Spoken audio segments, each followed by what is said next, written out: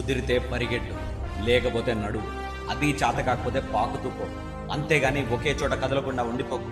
ఉద్యోగం రాలేదని, వ్యాపారం దెబ్బతినిందని, స్నేహితుడు ఒకడు మోసం చేశాడని, ప్రేమించిన వాళ్ళు వదిలి వెళ్ళిపోయారని అలాగే ఉండిపోతే ఎలా?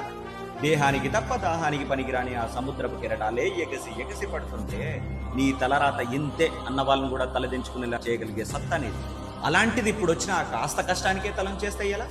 పారే నది, వీచే గాలి, ఊగే చెట్టు, ఉదయించే సూర్యుడు, అనుకున్నది సాధించాలనే నీలో కసికసిగా ప్రవహిస్తున్న ఆ నెత్తుటితో సహా ఏది ఆగిపోవడానికి వీల్లేదు. లే, బయలుదేరు. నిన్ను కదలనికుండా చేసిన ఆ మానసిక బాధల సంఖ్యలను తెచ్చుకుని పడ్డ చోటు నుండే పరుగు మొదలుపెట్టు. నువ్వు పడుకునే ఆ పరుపు నిన్ను చీదరించుకోకముందే ఆ బద్ధకాన్ని వదిలే. నీ అద్దం నిన్ను ప్రశ్నించకముందే సమాధానం వెతుక్కో. నీ నీడ నిన్ను వదిలేయకముందే వెలుగులోకి వచ్చేయి.